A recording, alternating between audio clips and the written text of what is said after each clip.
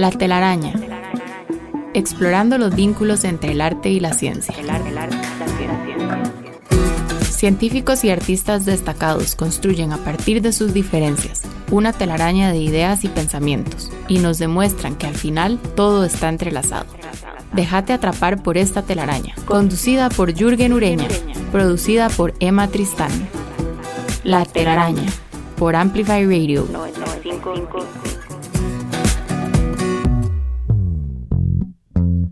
Buenos días, les doy la bienvenida a un episodio más de La Telaraña, el programa de conversaciones entre científicos y artistas que se emite todos los lunes a las 7 de la mañana en el 95.5 FM de Amplify Radio. Soy Jürgen Ureña. Nuestro programa de hoy está dedicado a los jardines.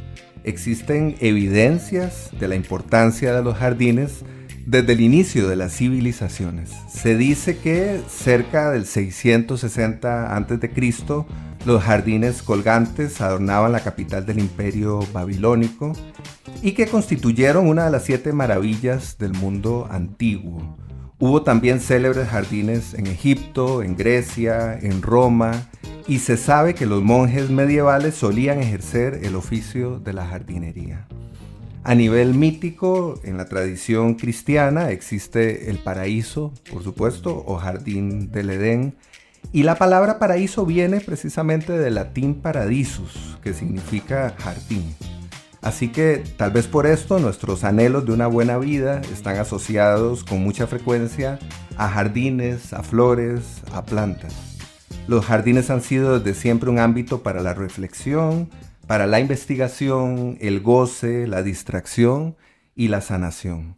Así que para conversar sobre jardines, también para conversar sobre sus metáforas, sus secretos, tenemos el gusto de contar esta mañana con la presencia de la escritora Gabriela Peña Valle y el botánico Franco Pupulin. Muchas gracias, Franco, muchas gracias, Gabriela, por acompañarnos en La Telaraña esta mañana. Muchas gracias, Jürgen. Muy honrados nosotros de estar el día de hoy acá. Muchas gracias. Muy feliz de estar aquí con ustedes. Muy bien, gracias por ser araños por primera vez. Ya les decía fuera de micrófonos que la telaraña es una trampa y que en la mayoría de los casos se cae una vez. Es la primera, pero no la última. Yo espero que sea así. Ojalá. Voy a comenzar con las presentaciones. Voy a presentar a Gabriela. Gabriela Peña Valle cuenta con una maestría en Ciencias Penales de la Universidad de Costa Rica y una especialización en esa materia en la Universidad de Castilla-La Mancha. Aprendió a leer en la biblioteca de su tío con una revista de Mafalda y, según sus propias palabras, gateó poco pero ha bailado mucho. Desde 1990 y hasta la fecha forma parte de la compañía de danza Avent. Vive, además del ejercicio del derecho, al que cariñosamente llama el torcido. Podríamos hablar un poco sobre eso. Bueno, nadie es perfecto, ya lo decíamos también fuera de micrófonos. Desarrolla su práctica privada centrada en el derecho de familia y en 2020 publicó su novela Diario de la Histeria. En 2024 publicó Botánica Familiar, que nos ocupa o nos ocupará en buena parte de la conversación de hoy. Es además, por supuesto, aficionada a la jardinería y le gusta caminar por San José a pesar de todo, a pesar de San José. Exacto. Franco Pupulin estudió arte, filosofía y botánica en Italia. Es periodista desde 1989 y en 1982 tuvo su encuentro fulgurante con las orquídeas. Parece que hay un antes y un después en la vida de Franco en ese momento. Su primer trabajo científico de impacto se publicó en 1994 en la prestigiosa revista Lindleyana y desde entonces ha publicado numerosos artículos y libros sobre orquídeas. Además de trabajar como profesor investigador para la Universidad de Costa Rica, de haber fundado y dirigido la revista científica del Jardín Botánico Lancaster y dirigido el departamento de investigación de ese centro durante 2 décadas, Franco es asociado en investigación de los herbarios de la Universidad de Harvard, en cuya revista científica publica con frecuencia. Otra vez, muchas gracias por estar acá. A mí me gustaría comenzar la conversación con una cita muy breve de un antropólogo y filósofo español que se llama Santiago Beruete. En una revista concedida a la cadena BBC, Santiago Beruete comentaba que en los jardines se respira la utopía. Es la forma que tenemos de visualizar algo intangible que es la felicidad. Y a mí me gustaría mucho que comenzáramos por ahí, que hablemos un poco sobre esa cita o sobre esa relación que establece este señor entre el jardín y la felicidad. ¿Qué piensan? Me parece una cita acertada si uno considera que hay dos aspectos fundamentales del jardín.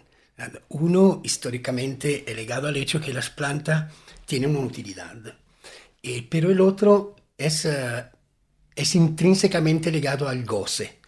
Cioè, la gente se reúne en los jardines, usa los jardines porque los jardines lo ponen en contacto con otra parte del mundo que no es la propia, no es la de los animales, es otro universo con reglas propias, con algo que se comparte, pero esta diferencia de reino es también una diferencia de ritmo, y esto creo que a los animales les gusta mucho, esta calma que viene de un reino distinto.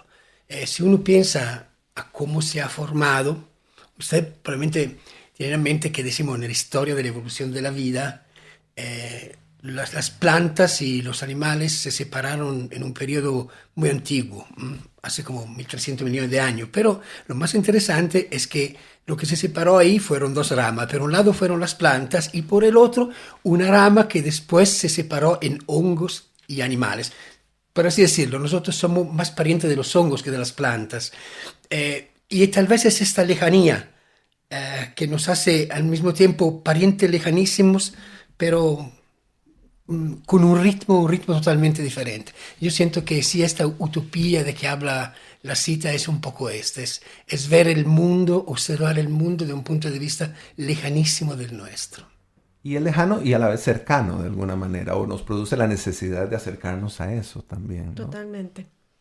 Bueno, con respecto a esta frase, yo tengo un sí y un no, que me da pena aceptarlo porque, bueno, uno es nada, que está muy bien ser nada, pero bueno, tiene la opinión. Si la utopía refiere a ideales de imposible realización, yo considero que un jardín no es eso. Un jardín es. Ahora, si nosotros queremos conformar un jardín, digamos, desde lo que yo deseo, desde lo que yo quisiera imponer, bueno, de pronto sí se convierte en algo que es de difícil realización. Pero desde mi perspectiva, que es lo que yo puedo hablar, porque yo no soy botánica, yo no conozco del tema más de lo que observo y hago, el jardín sucede, acontece, es un verbo, es. Ahora, si vemos la otra parte de la frase, de la que habla sobre la felicidad, definitivamente sí estoy de acuerdo con ello. Sobre todo si uno comprende la felicidad, como lo mencionaba Franco, como un estado de calma.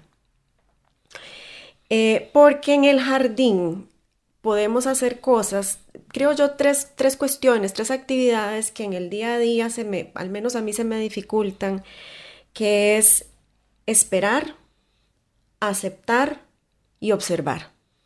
En el orden que uno decida.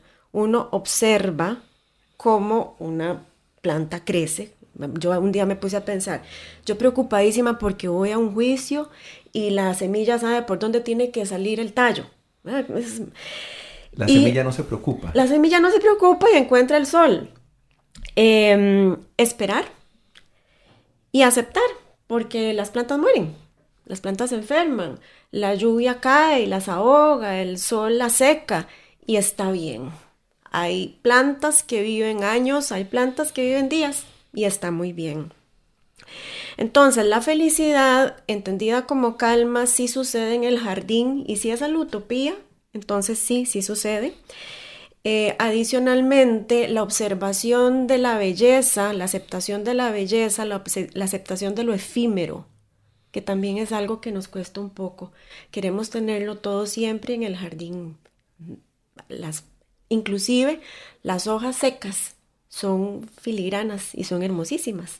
A mí esto que comenta Gabriela me hace pensar en las lecciones que aprendemos, en las muchas, y me atrevo a decir incluso en las grandes lecciones que aprendemos de los jardines o que aprendemos del reino vegetal, ¿no? Incluso se habla de la inteligencia vegetal o se ha hablado sobre esto últimamente. Creo que sería interesante entrar ahí en esta conversación, ¿no? Hablando un poco sobre los jardines, sobre lo que aprendemos o lo que podríamos o podemos aprender cuando estamos o cuando cultivamos un jardín. Eh, Me parece que tu discurso abre el tema de la botánica, es decir, de ver el estudio del jardín. Los latinos consideraban la botánica, lo llamaban un hortus conclusus, un jardín cerrado para los amigos. Es decir, era un lugar donde los amigos, una disciplina de estudio, era un lugar donde los amigos se encuentran, decimos, y en paz, en calma, discuten entre sí. Y es interesante porque a distancia de miles de años de los latinos romanos, definitivamente el concepto no ha cambiado mucho. Si uno conoce un poco la comunidad de los botánicos, sigue siendo hecha, decimos, de amigos que se reúnen en su jardín e intercambian sus cosas, a menudo que suenan totalmente abstractas. Yo a mis colegas siempre les comento que una de las cosas que me da felicidad es que haciendo botánica uno no hace nada de extraordinariamente importante, pero tampoco nada de extraordinariamente malo. Termina siendo, decimos, una vez más, un pequeño jardín de amigos. En esto creo que sí entra mucho el tema de la felicidad de que estaba tocando hace poco Gaby. Hay una felicidad de compartir con estos seres porque a diferencia, decimos, a diferencia nuestra, ellos tienen como una especie de plácido automatismo. Las plantas tienen un automatismo extraordinario cuando uno las ve. Claro, más las estudias, más te das cuenta que tienen también, llamémoslo así, sus voluntades. Pero de entrada, lo que le produce una gran felicidad a uno es ver que no dependen de uno.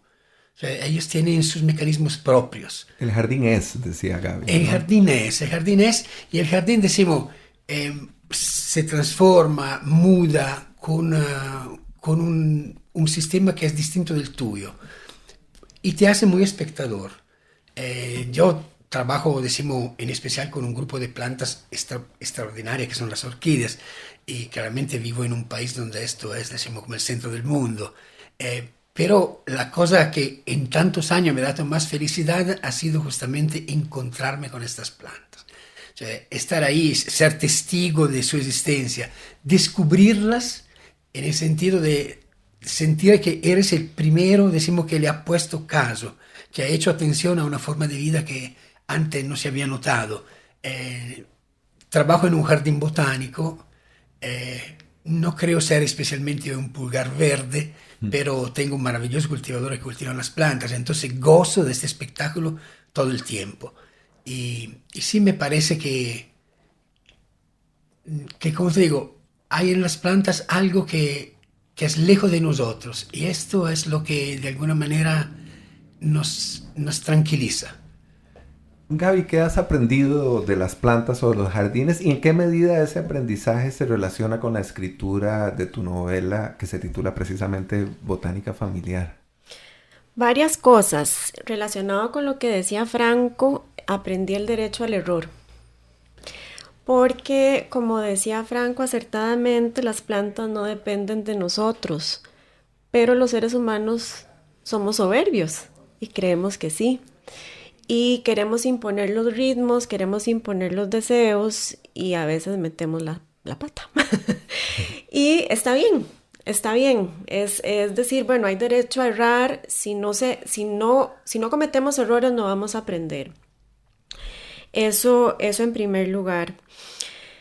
En segundo lugar, y en relación con el libro propiamente, ya Botánica Familiar, en las plantas se notan los linajes. Yo soy una que sale con que no me oigan los vecinos ni las vecinas, salgo a caminar con las perras y unas tijeras para cortar hijitos, ¿verdad? Entonces Adrián, mi esposo, se pone tenso y me dice, si mi abuela estuviera viva te regañaría porque le estás cortando los hijitos. Bueno, eso es linaje, la ascendencia, la descendencia, y los hijos no crecen al lado de las madres ni de los padres. Hay una diáspora que es necesaria. También en relación con el jardín, los libros y los jardines se parecen. Uno abre la puerta del jardín, uno abre la primera página del libro y uno no sabe qué se va a encontrar. Uno puede encontrar en un jardín belleza, igualmente en un libro, o uno puede encontrar el horror. Pero aquí viene un concepto que para mí es muy importante, que me ha enseñado el jardín y el arte, que es que la belleza no es sinónimo de lo lindo. La belleza es el resultado de la tensión entre dos pulsiones, lo que podríamos pensar que es hermoso y lo que podemos pensar es horroroso. Esos tres elementos me parecen a mí muy importantes, y de acá yo derivaría que en los jardines uno aprende de la vida, ¿verdad? No está mal que una planta se enferme. Nos enfermamos porque estamos vivos. No está mal que una planta se muera. No está mal que una fuerza mayor aniquile alguna planta.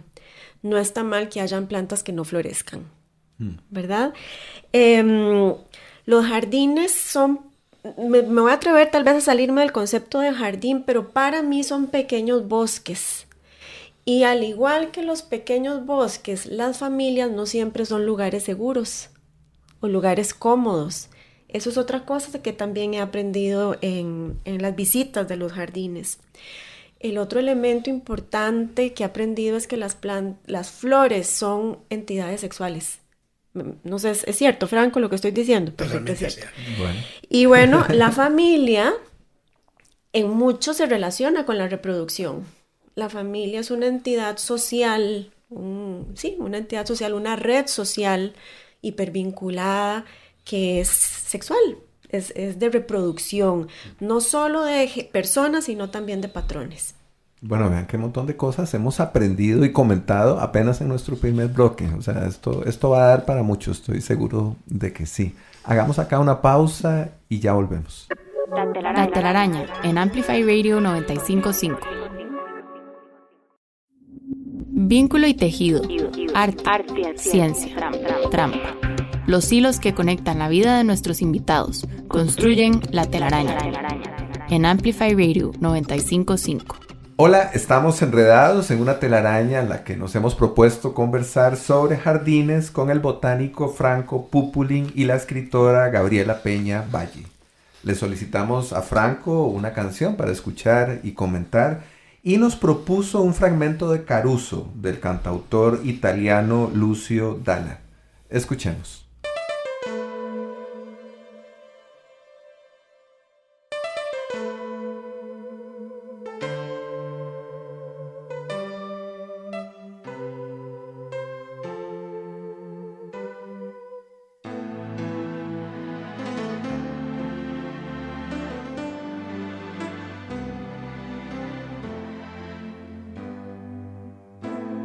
Qui dove il mare luccica e tira forte il vento,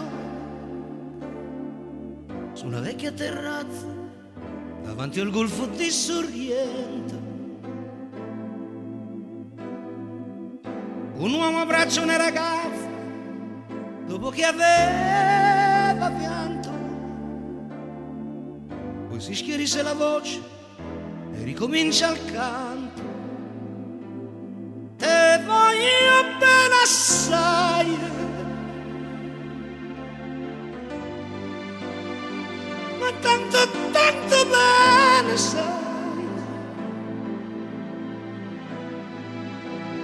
È una catena ormai,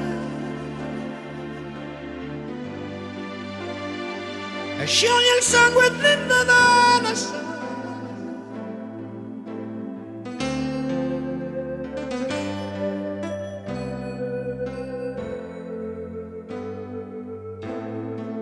Vide le luci in mezzo al mare, pensò alle notti là in America, ma erano solo le lampade e la bianca scia di un'elica. Sentì il dolore dolore nella musica si alzò dal pianoforte, ma quando vide la luna uscire da una nuvola gli sembrò più dolce anche la morte. Guardò negli occhi la ragazza, quegli occhi verdi come il mare, poi all'improvviso uscì una lacrima e lui credette di affogare. Te voglio bene assai, ma tanto, tanto bene sai, è una catena ormai, e scioglie il sangue di te bene assai.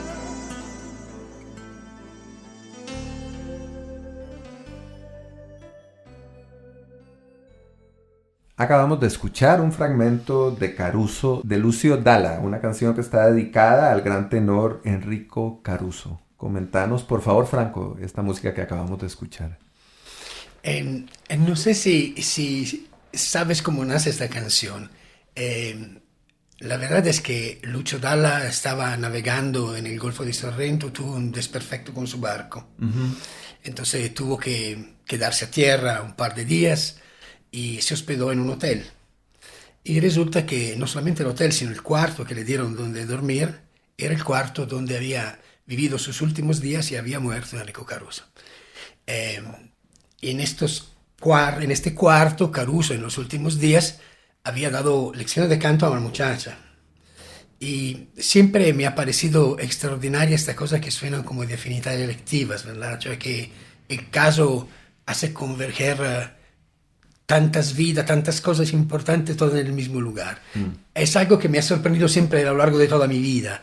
Y en este caso, sí, la canción, que de mi punto de vista la más bella de Lucio Dalla, es exactamente esto, cioè es un caso de afinidades selectivas perfecto.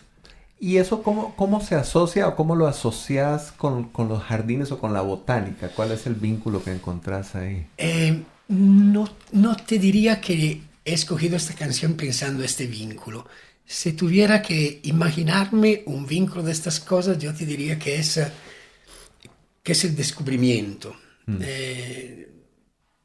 Imagino que Lucio Dalla, como la mayoría de los cantantes italianos, debe haber tenido una atención, una pasión para uno de los más grandes tenores de la historia, pero tal vez ellos no tuvieron ningún vínculo. El desperfecto del barco creó el vínculo, y en un sentido, siguiendo un poco lo que decía antes Gaby, a veces es el desperfecto del jardín lo que crea el vínculo. Claro. Yo, estudio plantas por trabajo, y desde que existe una botánica moderna que la inventó un señor que se llama Linneo, las plantas se clasifican básicamente por sus órganos sexuales.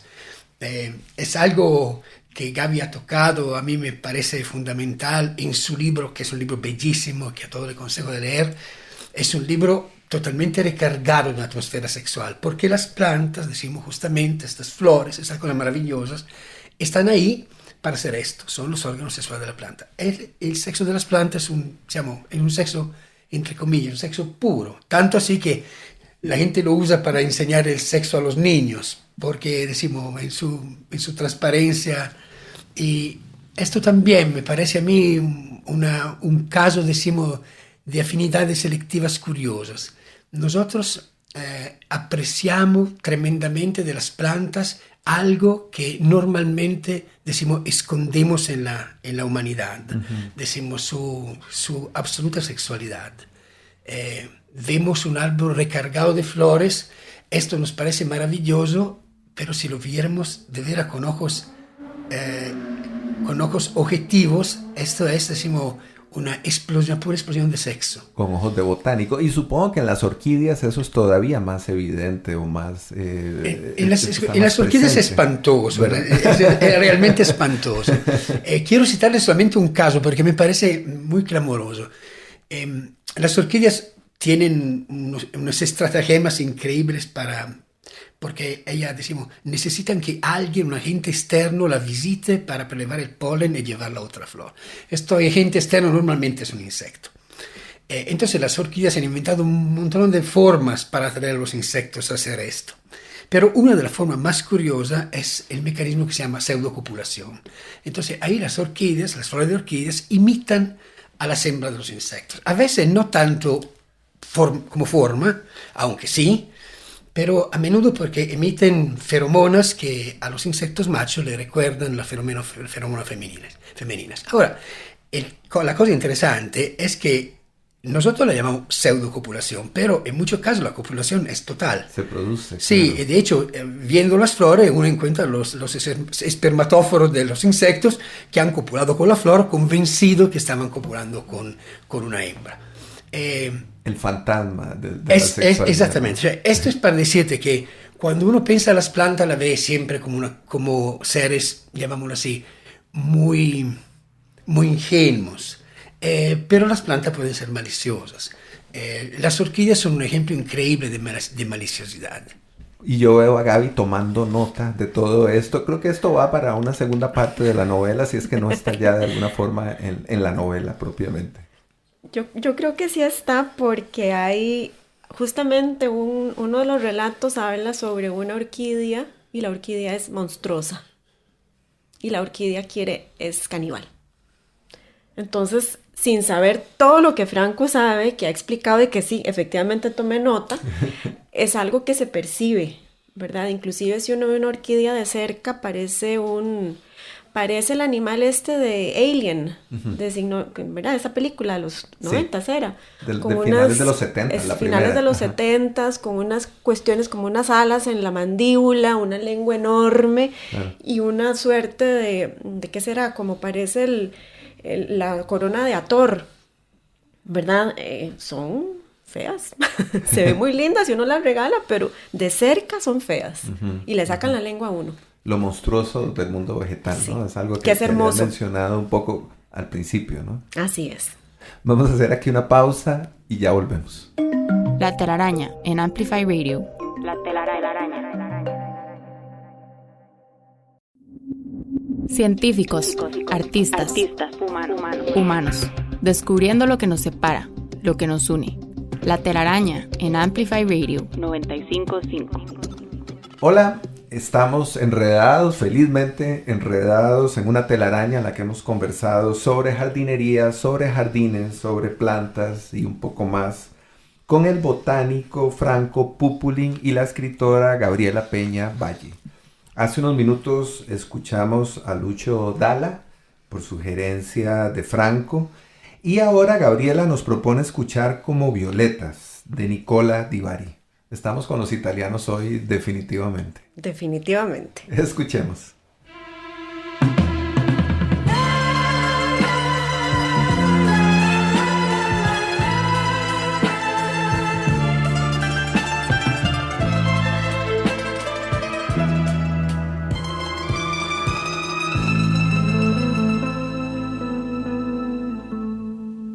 Han crecido violetas aquí,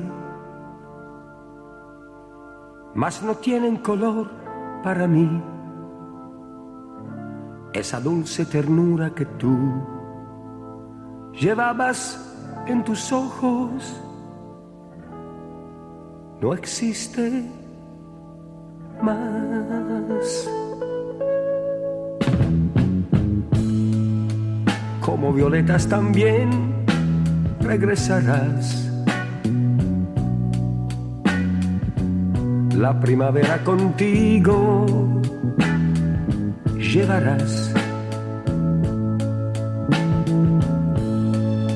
Tenías tú mi vida entre tus brazos. Tal vez tú ya te has ido, no sé con quién te has ido de mis ensueños. Tal vez mañana será que llorarás cuando mi amor tú por fin comprenderás florecerán las tantas primaveras, como violetas también regresarás.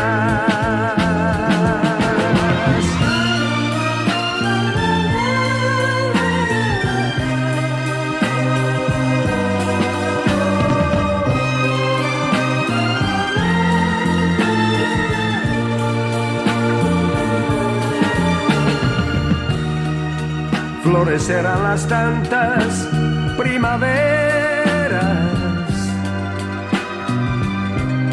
como violetas también regresarás.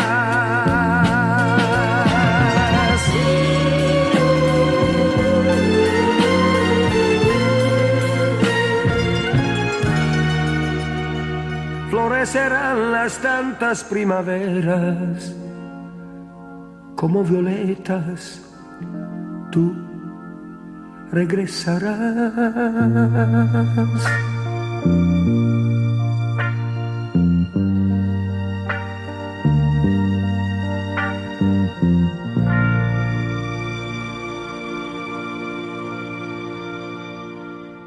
Acabamos de escuchar Como violetas de Nicola Di Bari, que dice: tenías mi vida entre tus brazos, como violetas también regresarás. Comentanos, por favor, nos pusimos románticos, Gaby. Comentanos esta música que acabamos de escuchar. Bueno, los seres humanos acarreamos símbolos a lo largo de la historia, a lo largo de la vida. Creo yo que las flores son símbolos, si entendemos los símbolos como elementos que por asociación se vuelven representativos de una idea. Por ejemplo, regalamos flores en momentos importantes, en fechas importantes las celebramos con flores, por ejemplo, la Navidad las pastoras, el Día de Muertos con las marigoldias. Hay ceremonias que requieren flores, como los matrimonios, los funerales, y pues estamos hablando de jardines, entonces también le dedicamos tiempo y espacio a los jardines. Estos símbolos, cada uno de nosotros los amarramos con vivencias importantes. En el caso mío particular y con respecto a esta canción, Violeta era el segundo nombre de mi mamá. Y esta canción ella me la ponía cuando yo era muy pequeña, 5 o 6 años, y me decía: esta es mi canción porque es la canción de mi nombre. Entonces, estas cosas que le quedan a uno como estas instantáneas, estas imágenes, que la memoria es eso, ¿verdad? Un poco. Mi mamá falleció hace 3 meses. Y el día de la muerte, para despedirla, en lo que uno puede, ¿verdad? En esa vorágine, yo le puse esta canción para que ella hiciera su paso a un lugar que no sé qué es, oyendo la canción que la nominaba, que la señalaba, que le daba un espacio en este mundo. Mami tenía violetas, ahora las violetas las tengo yo. Y con ello, ¿verdad? Con esta posesión, si es posible poseer una planta, eternizo la memoria de mi madre. Y bueno, las flores, entonces los jardines, son símbolos que nos acompañan a pesar de que la flor es efímera, nos define, y a pesar de que el jardín es mutable, nos define, y eso habla muchísimo de la condición humana. Las primeras partes de la canción sí se relacionan con la muerte de mi mamá, no lo iba a pensar, porque dice que los ojos ya no tienen ese brillo, tenías tú mi vida entre tus brazos como una madre, tal vez tú ya te has ido, porque no sabemos qué pasa cuando la gente se muere. Yo quiero creer que uno se muere, se convierte en composta y chao, pero no es lo que se cree usualmente. Y bueno, esa es la razón por la cual es una forma, es un guiño de hacerle a mi mamá un tributo. Bueno, hermoso tributo y una gran forma también de llevar la conversación sobre jardines a otro lugar, hacia lo que representan, hacia lo que nos significan. Cierto. Yo quería, Gaby, retomar una cosa que comentaste al principio, como decimos, una relación entre el jardín y el bosque. Yo sí siento, decimos que bosque y jardín son dos extremos de una visión de la vida muy diferente. El jardín es un lugar donde las plantas son limitadas. lo educamos, le damos un confín, un borde, la reunimos a segunda de nuestra preferencia, pero decimos, queremos que se desarrollen, pero la mantenemos dentro de una cierta forma de desarrollo, que es lo que no pasa, decimos, en el bosque. Antes, durante la pausa, estábamos comentando un poco de este tema, de cómo las plantas se ven muy inocentes, pero las plantas a menudo son organismos muy agresivos, ellas tienen una fuerza vital que parece no tener fin. En esto parece muy diferente de los animales, decimos que tienen ahí como una forma de crecimiento definida, ellas parece que puedan crecer indefinidamente. Le comento, vale, pido porque es mi trabajo con las orquídeas. Las orquídeas, entre otras cosas extrañas que hacen, es que hacen muchas semillas. Decimos, no hacen las decenas de semillas un fruto de la manzana. Un fruto de una orquídea puede ser 50.000 semillas, o 100.000 semillas, o 500.000 de semillas. Lógicamente hace tantas porque para que puedan germinar deben encontrar un hongo especial, es algo complicado. Entonces decimos que de muchísimas germinan pocas, pero se ha calculado que si todas germinaran, en 5 generaciones una orquídea hubiera cubierto completamente el planeta. Entonces decimos, es para dar una idea de cómo el jardín, de mi punto de vista, como seres humanos, es una manera para aprovechar de esta exuberancia, pero mantenerla ahí, no dejarla vencer. Las plantas dejadas libres sí vencen. Claro, claro, es lo que comentábamos ahora fuera de micrófono, ¿no? Lo otro interesante también es pensar el jardín en relación o en colaboración con insectos, con otros animales, algo que también ocurre en jardines de ciertas dimensiones, ¿no? Incluso en jardines relativamente pequeños comenzamos a ver que aparecen los colibríes, aparecen las abejas, ¿no? Ahí hay algo también que nos conecta con el jardín de otra forma, que nos hace entenderlo de otra manera. Sería interesante entrar ahí. Yo siempre me he dicho, un jardín triunfó si tiene una telaraña. Qué bien, qué bonito. Yo te voy a pedir prestada esa frase para nuestro programa. Sí, y es bonito. Bueno, yo creo, por lo que he logrado observar, me parece que los colibríes son territoriales, ¿no? Sí. Ok, sí, porque hay uno que se va a una planta y otro que se va a otra en otro extremo. Otra cosa que he logrado observar es que hay más abejas en los jardines cuando hay menos carros en la calle. Y bueno, eso, o sea, hay unas plantas, las pascuitas se llenan de ¿cómo se llama? Mariolas. Uh-huh. No las necesariamente, sí, pero esas, las pascuitas. Uh-huh. Y las abejas, las otras, pueden andar por varias plantas. Hay otras color lila que se llenan de estas abejas que tienen el culete peludo negro, uh-huh, que son amarillas, lindísimas, que lo atacan a uno, que son agresivas. ¿Por qué estoy hablando de esto? Porque estamos hablando sobre las otras criaturas que viven en el jardín y que nos permiten entenderlo de otra manera. Y en la noche, al anochecer, uno empieza a ver las sombras de los murciélaguitos, ¿verdad? Entonces uno se siente, sí, tiene un confín, pero es también un pequeño bosque limitado, como la familia, por el apellido o por las paredes de una casa. No, estoy de acuerdo. Decimos, un jardín es una forma de equilibrio. Y entonces en este sentido asemeja a un bosque. Nosotros solo nos encargamos de mantener el equilibrio, cosa que el bosque hace solo. Uh-huh. Me parece súper interesante esta observación, por ejemplo, de los insectos. Los insectos son animales curiosos. Ellos, decimos, visitan la que llamamos comunidades de flores. Ellos van, decimos, a donde ven algunas señales, estas banderas, ¿verdad?, de colores, y van a ver de qué se trata. Y es interesante cómo en el mecanismo de la evolución los insectos y las plantas han encontrado una manera de encontrarse con cosas muy específicas. Las plantas, llamámoslo así, son un poco engañosas con los insectos. Ellas necesitan ser visitadas, entonces ofrecen cosas. Ofrecen néctar, algo que al insecto le gusta. A veces fingen ofrecerlo, pero no lo ofrecen. Pero hay casos especialísimos. Por ejemplo, aquí solamente en el trópico americano hay plantas que ofrecen perfumes.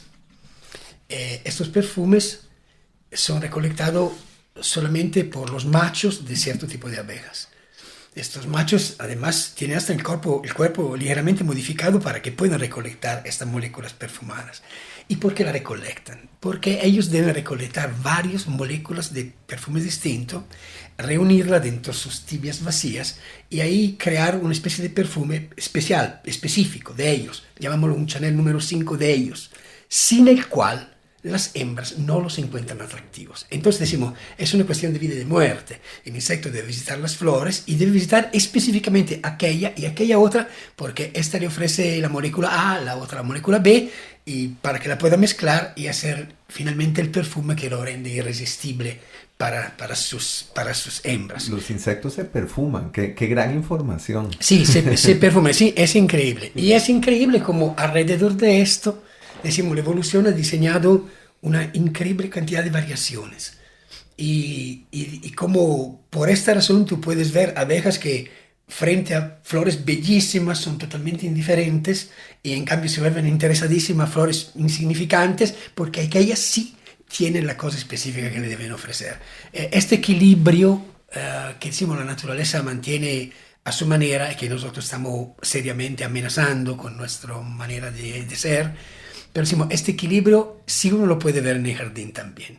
Si lo deja, decimos, si lo deja sobrevivir y no lo educa demasiado, sí se puede ver en el jardín. Yo quería decir algo relacionado con esto y es que, haciendo referencia al libro, la planta es lo femenino, ¿verdad? La flor es lo femenino y es el personaje transversal en todos los relatos. Y ahora que Franco decía esto de los insectos que se perfuman y del aroma, intuitivamente uno como ser humano puede percibir eso, ¿verdad? Inclusive hay un texto que se llama, se me olvidó cómo se llama, pero es sobre un amapolón, ¿verdad?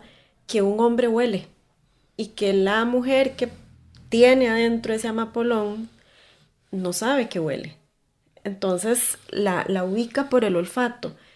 Y bueno, probablemente es algo que no tengo, no es que probablemente no tengo el conocimiento científico para saberlo, pero esto que usted dice, Franco, de que hay flores bellísimas que están ahí ninguneadas y otras que tal vez no son tan exquisitas y están atiborradas de insectos, es maravilloso y es observable. Ahora que hablamos del libro, Gaby, creo que estaría muy bien comentarles a quienes nos escuchan dónde pueden comprarlo, dónde pueden conseguir Botánica Familiar. Sí, se puede conseguir en la librería Andante, en la librería Duluz y en la librería Patio Abierto. Muy bien, bueno, hay 3 lugares, así que no pueden decir que se quedaron sin la posibilidad de leer, de comprar y leer Botánica Familiar. Hagamos una pausa y ya venimos a nuestro último bloque de programa. La telaraña en Amplify Radio 95.5. Vínculo y tejido, arte, ciencia, trampa. Los hilos que conectan la vida de nuestros invitados construyen la telaraña en Amplify Radio 95.5. Hola, bienvenidos al último bloque de una telaraña en la que hemos conversado sobre jardines con el botánico Franco Pupulin y la escritora Gabriela Peña Valle. Nuestro invitado ausente de hoy es el pintor francés, considerado como uno de los padres del impresionismo, Claude Monet, que nació en 1840 en París y falleció en 1926 en Giverny. Ese pequeño pueblo, Giverny, que está ubicado a 75 kilómetros de la capital francesa, es el lugar en el que Monet plantó más de 70 especies de flores y árboles, y en ese lugar le inspiró cientos de óleos que capturan los cambios producidos por la luz en la apariencia de las cosas. Un buen ejemplo de esto lo representan los nenúfares, que es la serie de alrededor de 250 pinturas en las que se aprecian incluso las menores variaciones cromáticas en el estanque que el pintor construyó y llenó de plantas acuáticas. Con frecuencia se ha comentado que Monet consideraba su jardín su más bella obra de arte, y hoy ese jardín es una de las grandes atracciones turísticas de Francia. Así que, pues evidentemente, nuestro invitado ausente abre una nueva puerta a la conversación ¿Qué es la relación que existe entre la creación artística y el jardín? ¿Qué piensan? Creo que, bien, si pienso específicamente a Monet, diría que la pintura de los jardines ha sido para él una puerta para superar hasta su visión impresionista y llegar, ya uno lo consideraría una forma abstracta de la pintura. Claro. Me parece interesante que sea así porque era como un progresivo alejarse del detalle que hace, decimos, de una planta exactamente lo que es, decimos, lo que le interesa al botánico, y alejarse, en cambio, la dirección de la pura emoción que suscita la planta, el color. Uno ve las últimas obras de Monet, de estos nenúfares, y realmente ya es pintura contemporánea totalmente. Claro, es pintura del siglo XX. Absolutamente, en pleno absolutamente. siglo XIX. Pleno siglo XX, Sí. un siglo antes. Y me parece que dice mucho de lo que comentamos justamente al principio de esta transmisión. Los jardines son un lugar de esparcimiento. Son lugares donde uno se sienta y realmente no observa nada en especial. No necesariamente se fija en el detalle de algo. Apercibe una atmósfera, y esta atmósfera es, por lo menos de mi punto de vista, es de ver la atmósfera que es generada por algo que es muy lejano de uno. Es una forma de la vida, una forma de ser de la vida que tiene un origen tan lejana, que ha desarrollado una manera tan propia de ser distinta de la de uno, que uno siente como precisamente una paz sin competición, de estar sentado en un lugar donde puede solamente apercibir, donde no tiene obligaciones. Esto es lo que yo creo la magia de los jardines, y si uno lo ha representado, creo, de una manera así increíble, ha sido justamente Monet. Sí, para ampliar lo que ya Franco dijo tan bellamente, cuando yo pienso en Monet, pienso en luz y consecuentemente en tiempo, ¿verdad? Porque la luz va cambiando con respecto al tiempo. Inclusive en la azotea, en el jardín que tengo en la azotea, ya yo le digo a Adrián, el sol está más al oeste, el sol está más al sur. Le digo, ya empezó el tono dorado, naranja, ya empezó el tono malva. ¿Verdad? Estas cosas que dice Franco que se observan pero que no se observan por el solo hecho de estar en el jardín. Entonces Monet, uno piensa en luz y en tiempo, y en todo el tiempo que dedicó para ver en su jardín cómo cambiaban los colores, las tonalidades de acuerdo a la luz. Y no sabemos qué es primero, si la luz o el tiempo, ¿verdad? Bueno, a nivel artístico. Y el recuerdo de la familia, del linaje, funciona un poco como la luz. Porque los recuerdos se convierten en estos elementos que por alguna razón la memoria le pone un cenital encima. Uh-huh. Y entonces pasan muchas cosas, pero uno recuerda eso. Uno recuerda esa pared, uno recuerda ese portón, uno recuerda ese aroma, uno recuerda esa risa y todo lo que eso conlleva, ¿verdad? Entonces al final la familia también se convierte en esta serie de imágenes que se van capturando de forma diferenciada, aún en un poco espacio temporal, pero distinta por la luz que le va cayendo encima, de acuerdo a la vivencia de cada una de las personas. Y con esto lo que se logra es mostrarnos ese lado dramático de la naturaleza, y como Franco bien decía, una naturaleza con una entidad simbólica suficiente que no va a requerir anécdotas, ¿verdad? Ya solo esto es una anécdota por sí misma, y es hermosísimo. Sin duda, sin duda. Bueno, y hablando de impresionistas, hablando de luz, yo les propongo que para nuestro tercer tema musical escuchemos a uno de los impresionistas, de los compositores impresionistas franceses, a Maurice Ravel, y una composición, un tema que se titula El Jardín de las Hadas, precisamente. Es una versión grabada en el año 2013 por los hermanos Arthur y Lucas Yassen. Escuchémosla y regresamos un poco a cerrar nuestra conversación de hoy.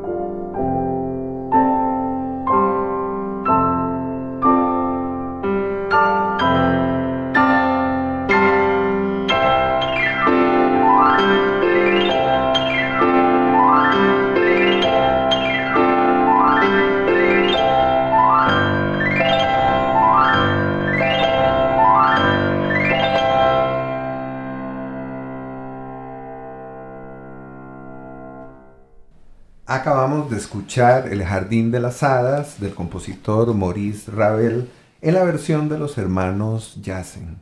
¿Qué les gustaría comentarnos sobre esta música que acabamos de escuchar o a manera de cierre de nuestra conversación de hoy? Sobre la música me gustaría decir que no recuerdo identificar otro periodo de la historia cultural de la humanidad donde, como durante la época impresionista, las artes han encontrado todas una expresión realmente uniforme, una expresión epocal totalmente de ellas. Uno piensa a la pintura, a la escritura, a la literatura, a la escultura. Parece casi como increíble que una época haya podido formar, decimos, un sentir tan común a través de las artes. Esto es una cosa que, decimos, Ravel sí me recuerda mucho. Y quisiera también hacer un comentario final sobre un tipo de jardín especial del cual no hemos hablado, que es justamente el jardín botánico. Yo trabajo en un jardín botánico de la Universidad de Costa Rica, que realmente merece ser visitado. Y lo que hace la diferencia entre un jardín y un jardín botánico es algo interesante, creo, para nuestra conversación. Porque un jardín botánico es esencialmente un lugar donde enseñas algo acerca de las plantas. Entonces no es solamente un lugar donde las exhibes porque uno la goce, sino que esperas que uno aprenda algo. El primero fue en Italia, principio del siglo XIII, en la Universidad de Padova, y eran básicamente para enseñar a la gente a usar las plantas que se podían comer y no morir envenenadas escogiendo las plantas equivocadas. Entonces decimos, para mí los jardines botánicos servían por esto. Han mantenido este aspecto, simplemente un aspecto educativo. Entonces si uno visita hoy un jardín botánico como el Jardín Botánico Lancaster, hay parte de colecciones donde las plantas tienen sus nombres, son ordenadas de una manera que la gente entienda, decimos, algo de la historia evolutiva de las plantas. Pero hay otras partes, como por ejemplo nuestro jardín japonés, donde este aspecto es totalmente irrelevante. Entonces ahí no hay clasificación, son puras pinceladas, y es interesantísimo ver que muchos pintores vienen y usan las dos partes de las colecciones. O sea, se sientan a pintar plantas individuales, o a veces se sientan en el jardín japonés y entonces, decimos, con acuarelas y pinceladas agarran nada más que una atmósfera. Me parece que es una manera increíble de resumir todo lo que puede ser un jardín. Cioè un lugar donde uno se recrea, es un lugar donde uno sigue aprendiendo. Bueno, queda hecha la invitación al Jardín Lancaster en Cartago. Hicimos 2 invitaciones, a leer el libro de Gaby y asistir al jardín, o a leer el libro de Gaby en el Jardín Lancaster. Maravilloso. Excelente idea. Bueno, con respecto a la pieza que acabamos de escuchar, lo que me nace decir es que en la composición musical, yo no sé de música, pero pareciera que vamos a ver que hay varios planos y podría emular el movimiento de las plantas con el viento de acuerdo a sus características. Unas plantas son más rígidas, otras son más flexibles, otras tienen flores acampanadas. Inclusive también, si uno quisiera pensar en el vuelo de los animales, no vuela igual una abeja que una viudita, por ejemplo, que un maíz. Eso es lo que me hizo sentir esta pieza en este momento. Otra idea ya a nivel de cierre es que el ocio, que es tan maltratado en esta sociedad, es importante. El ocio tiene actualmente una connotación negativa y no tiene que ser así. El ocio es el momento que tenemos para detenernos, observar, meditar y generar creatividad. Y bueno, relacionado con la creatividad, yo creo que es importante indicar que Franco, además de científico, es un artista. Claro, totalmente. Está en pintor, los 2 lugares. Está en los 2 lugares, lo cual hace exquisita la conversación y hace muy honroso estar por acá.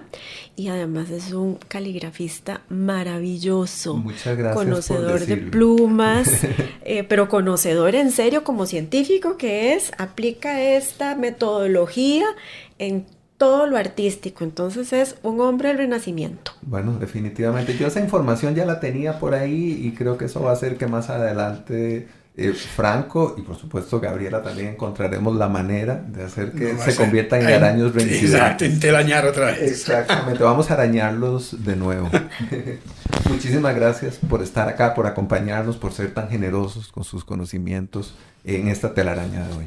Gracias a ti. Muchas gracias. Muchas gracias también a Daniel Ortuño, que nos acompañó en la cabina de grabación, a Fabián Coto, que ha sido fundamental para la preparación de esta telaraña, a Emma Tristán, la productora de la telaraña, y a todas las personas que nos escuchan los lunes a las 7 de la mañana en el 95.5 FM de Amplify Radio, o a quienes nos escuchan después en las plataformas en las que está disponible la telaraña. Se puede escuchar la telaraña en Spotify, en iVoox, en YouTube, así que hay muchas formas de enredarse en esta trampa que nos tiene tan entretenidos los lunes en la mañana. Soy Jürgen Ureña, les deseo un buen día, muchas gracias y hasta pronto.